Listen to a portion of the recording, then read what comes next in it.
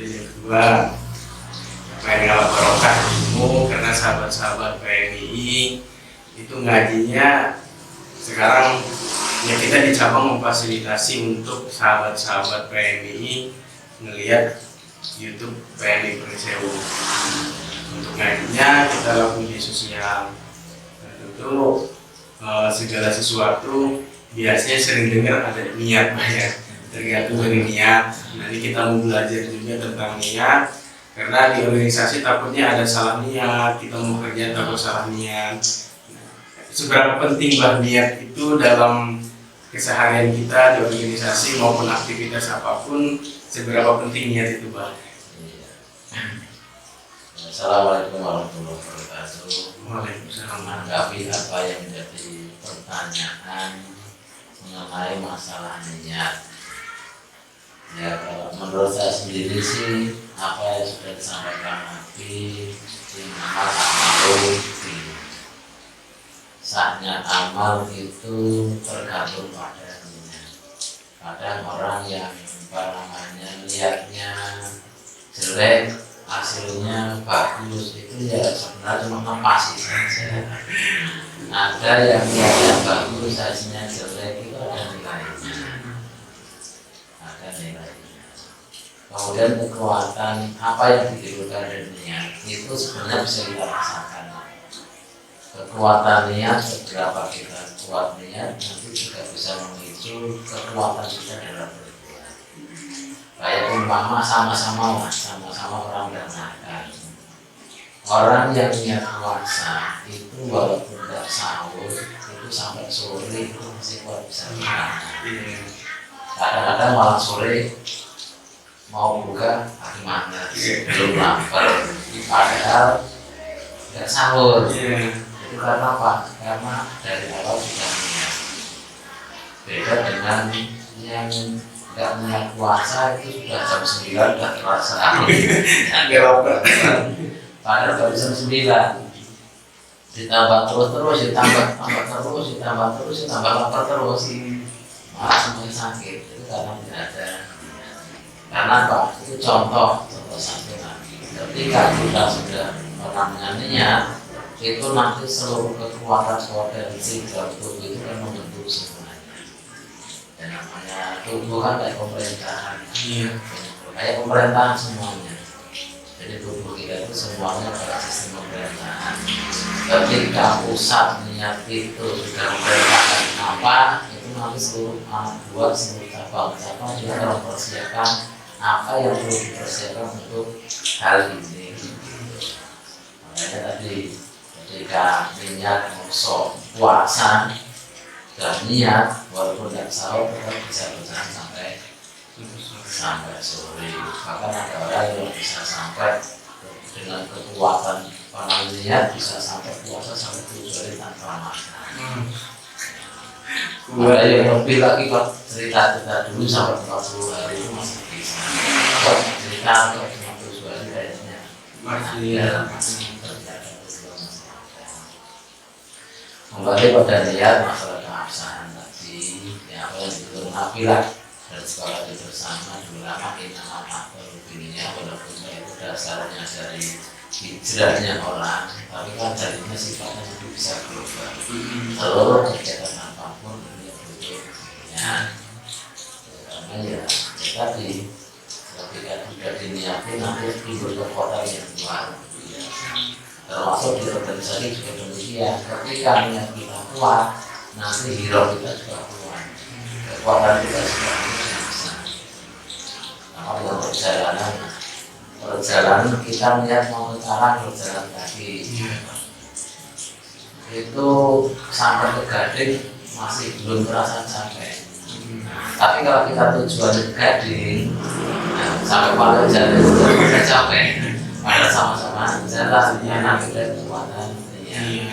Makanya apapun itu perlunya kuat. Semakin niat itu semakin kuat, maka kekuatan tubuh kita juga itu semakin kuat. Itulah pentingnya termasuk dalam kegiatan apapun. Makanya sampai dinamal amrul itu secara zahir saja sudah terlihat.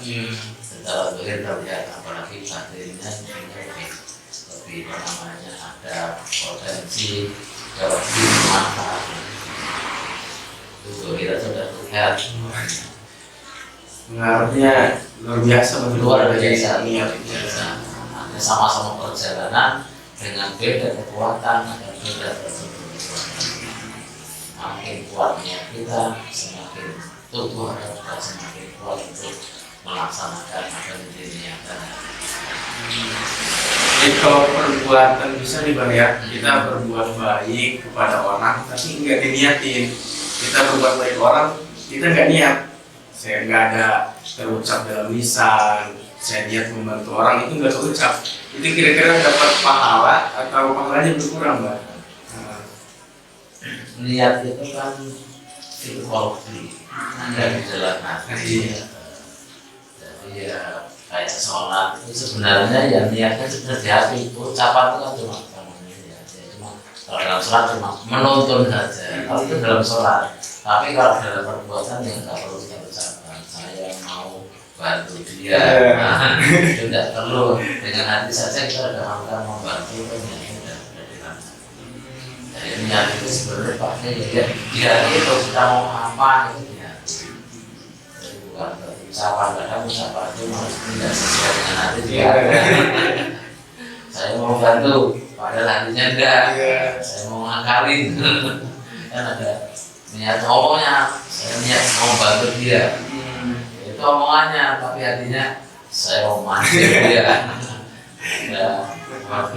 Modus itu modal dusta, suaranya bagus tapi hatinya enggak. Itu yang diminta itu bukan mulutnya tapi hatinya. Beda dengan sholat. Kalau sholat itu nggak mungkin nipu sholat, tidak mungkin saya mau sholat dulu baru ngajar kan tidak mungkin. Tapi kalau bantu orang itu mungkin aja bisa beda dengan hati. Makanya kalau sholat itu sunnah karena apa? Nggak mungkin ucapan mau bohongi hati kan, itu cuma ucapan nuntun hati supaya nggak lalai. Itu dalam sholat, dalam puasa. Tapi kalau dalam niat membantu orang itu ya nggak perlu diucapkan. Nggak perlu diucapkan malah yang mengucapkan dengan siapa? Jadi cukup dalam hati lah namanya kalau orang membantu orang. Makanya ada apa namanya doa tuntunan, doa mau ngasih uang, adanya doa mau sholat dulu, ya apa namanya subuh, itu ada apa namanya contoh. Tapi dalam bantu orang kan ada niat mau ngasih uang ke orang, ada misalnya ngasih uang lillahi, ini semuanya ya lillahi. Mencari ridhonya Allah dan Islam itu mencari ridhonya Allah, semua perbuatan. Kemudian ini Mbak, masih berkaitan dengan niat. Ya pernah dengar juga katanya kalau kita niat pasti kita akan mendapatkan apa yang kita niatkan itu. Nah ini tadi berkaitan sih dengan prolog di awal bahwa niat itu yang membuat kita semangat, yang membuat kita semangat. Kalau misalkan kita sudah meluruskan niat, ternyata yang kita niatkan itu nggak kesampaian, itu tidak tercapai apa yang kita niatkan tersebut. Nah, kira-kira itu gimana kaitan dengan hadis bahwa kita akan mendapatkan apa yang kita niatkan? Nah, di satu sisi kita melihat kita udah niat, tapi nggak tercapai gitu, yang disebut cita-cita lah gitu kan, punya cita-cita jadi polisi, ternyata jadi guru gitu, jadi yang lain. Itu sebenarnya nggak ada apa namanya dengan niat itu kan keinginan yang bersamaan dengan perbuatan, keinginan saja sih. Niat itu cuma keinginan, jadi keinginan yang dibarengi dengan perbuatan itulah yang niat. Nanti masalah perbuatan itu kan usaha. Setiap usaha itu sebenarnya ada hasilnya, hasil mesti ada. Jadi katakan manjada wajada secara dasar dari secara umum kan itu manjada wajada. Barang siapa yang bersungguh-sungguh wajada dia akan menemukan, wajah itu menemukan hasil dari bersungguh-sungguh itu dari secara umum. dari maaf kamu kok udah bersungguh-sungguh upaya itu kok nggak hasil. Itu karena ya kemungkinan ya memang hukum alam. Sekarang mau jadi polisi, semuanya punya niat dulu, upaya semuanya. Yang daftar itu 1.000, yang diterima 40. Nah, itu hukum alam kan harus gugur, harus gugur. Nggak mungkin kemudian tetap hasil ada, hasil dua itu jelas Allah nggak akan menyanyiakan segala sesuatu. Dari segala upaya manusia tidak akan disia-siakan. Kemudian Allah mengasihi apapun yang tidak cuma-cuma Anda harus upayakan. Tapi tidak semua itu berwujud sama. Artinya apa yang kita inginkan itu harus seperti itu enggak. Karena itu ada hukum alam juga. Seperti tadi yang dibutuhkan 40, yang daftar 100, sebenarnya yang 60 harus gugur. Tapi gugurnya tentu ada manfaat yang lain di sisi itu. Ya, kalau semuanya harus apa namanya mulus gitu mulus umpama ada apa namanya pemuda dan pemudi, saya harus dapat kamu, yang satu saya nggak harus dapat kamu, yang mana bertentangan tentunya diluruskan salah satu, yang satu tentunya enggak, ya nanti mungkin dipilihkan yang lebih baik lagi, yang lebih menyelamatkan. Itu kalau diniati kita niatnya lillah. Kalau niatnya lillah nanti Allah akan mengatur sendiri. Kalau niatnya lillah. Tapi kalau niatnya nggak lillah ya walau alam. Makanya setiap apa yang kita lakukan kita lillah.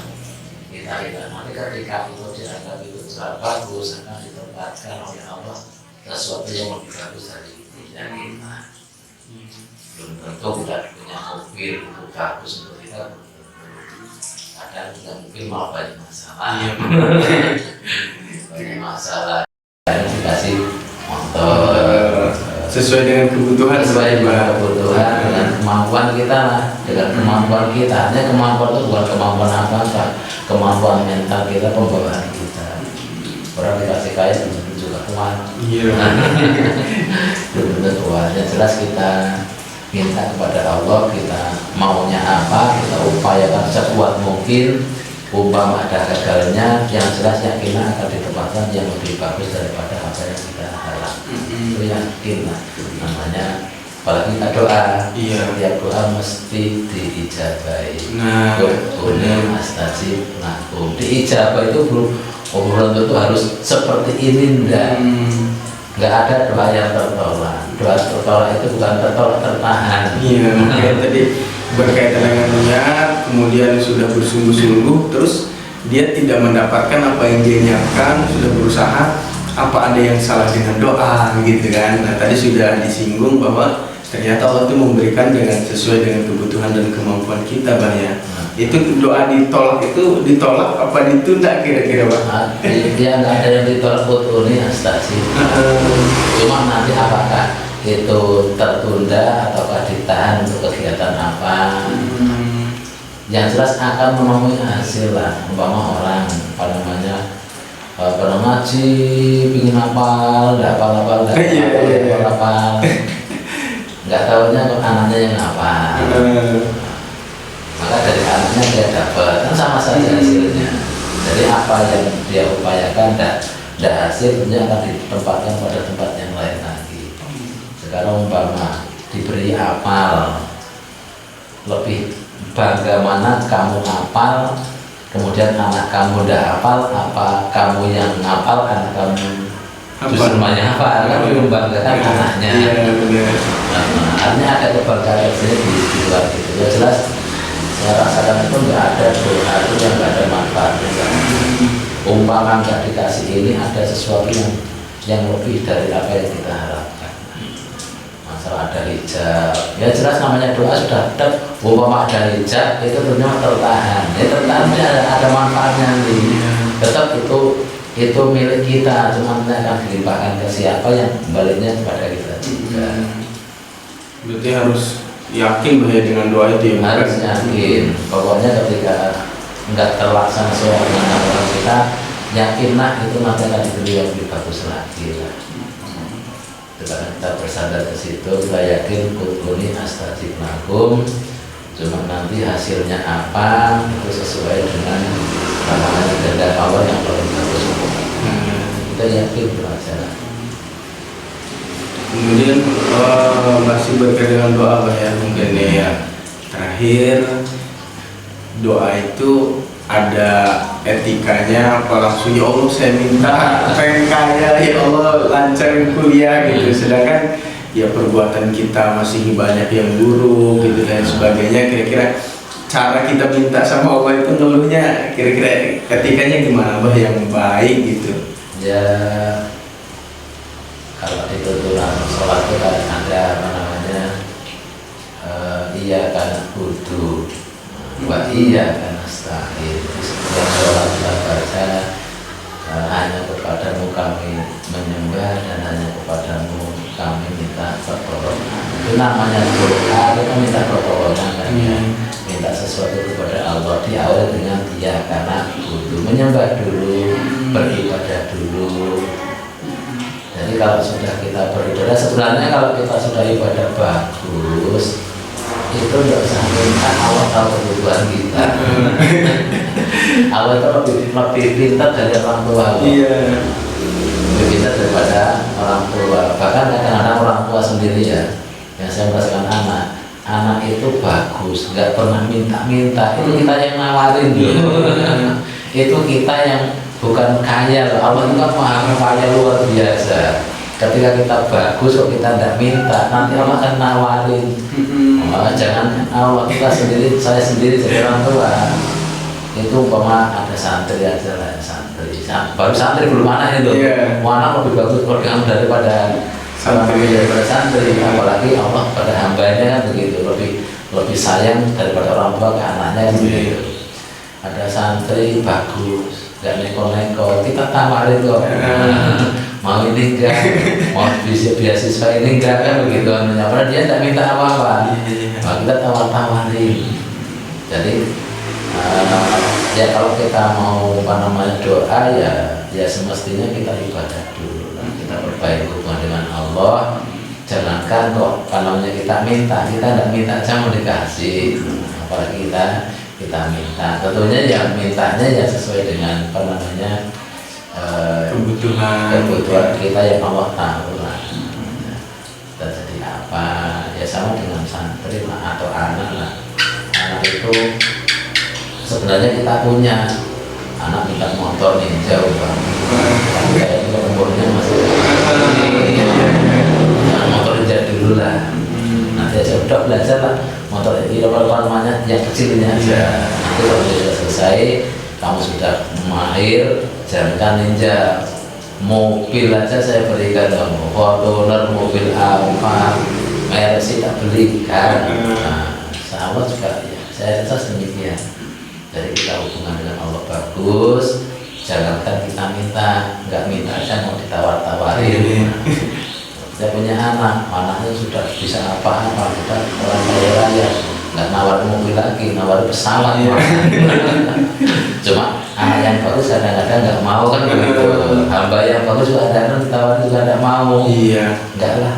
Nah, gini aja lah cukup ya, gini aja. Itu lebih meridhoi Allah lagi mana? Kalau ada anak seperti itu, orang tua lebih ridho lagi katanya begitu, lebih sayang lagi. Allah ketika kita ditawarin kita tidak mau juga mungkin ya sama Allah juga semakin ridho. Nah, ridhonya Allah itu membuat diri kita timbul keberkahan yang luar biasa. Jadi yang jelas bagi saya itu ya kalau mau berdoa ya adab dulu lah. Artinya kita menyembah dulu, kita jaga apa yang kita makan, kita jaga. Namanya menyembah kan bukan berarti harus begini-begini kan sih. Menyembah itu takwa itu nurut perintah Allah kan gitu. Nurut, suruh makan yang halal ya halal, suruh sholatnya minimal yang wajib sholat wajib, yang pokok-pokok lah, yang haram ditinggalkan, yang wajib dilaksanakan standar minimal. Nah, standar minimal haram tinggalkan, wajib melaksanakan itu standar minimal. Tanpa sunnah-sunnah itu lebih memperkuat lagi hubungan kita dengan Allah. Kalau sudah kita bagus, kita baik, rasa khawatir Allah Maha Kaya. kita nggak usah minta aja ditawarin. Ditawarin. Makanya banyak rezeki yang Nggak bisa. orang itu apa namanya, orang dikejar-kejar rezeki. Orang bingung nyari rezeki, dia bingung. Dia Nolak bingung rezeki. rezekinya kan kayaknya cukup ini sudah cukup, ini sudah cukup. Sementara orang siang malam nyari nganu dia tidak mau kan gitu. Apa namanya, tiap hari uangnya banyak sekali tapi kan dia tidak mau dia kembalikan lagi. Kalau tetap ada manfaatnya nanti, masih ada manfaat terus mengalir terus. Biasanya anak-anaknya jadi anak yang bagus. Enggak, bukan rezeki itu nggak hanya berupa uang, ada harta ya. Kadang kita lakukan orang lain, ternyata anak-anak kita juga jadi orang yang bagus, orang yang sukses. Dan akan terus-terus nggak cukup sebatas dengan kita. Jadi kebahagiaan kita, kebahagiaan kita nggak cukup pada diri kita, tapi memandang bawah-bawahnya tetap semuanya bagus, itu melebihi kebanggaan diri kita yang sukses sendiri. Baik, terima kasih Bang atas nasihat dan wejangan pada malam hari ini. Jadi ternyata banyak orang yang salah niat, kemudian banyak yang berburuk sangka kepada Allah, beranggapan bahwa doanya tidak dikabulkan, Allah itu tidak adil dan lain sebagainya. Ternyata ya harus dikembalikan kepada kita bahwa ya Allah itu akan memberikan etika itu, kita beribadah dulu, kita baik dulu, maka Allah akan memberikan, bahkan yang tidak kita minta itu diberikan oleh Allah Subhanahu wa Ta'ala. Oleh karena itu mari kita perbaiki amalia kita, menjalankan apa yang diperintahkan oleh Allah dan menjaga apa yang dilarang. Terima kasih Bang buat malam hari ini. Minta doanya mudah-mudahan PMI Pringsewu tetap istiqomah ngajinya, kemudian syiar.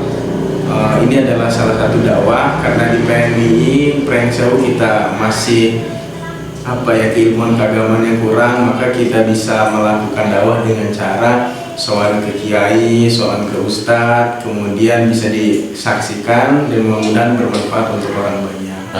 Ya, apa namanya, ya mudah-mudahan saja. Namanya hidayah itu kita tidak tahu dari mana. Artinya kadang-kadang lewat sesuatu yang sepele timbul hidayah juga bisa. Makanya ya jangan kita malas-malas ngaji walaupun sebentar, walaupun dengan siapa-siapa, nggak tahu Allah memberikan hidayah itu lewat apa.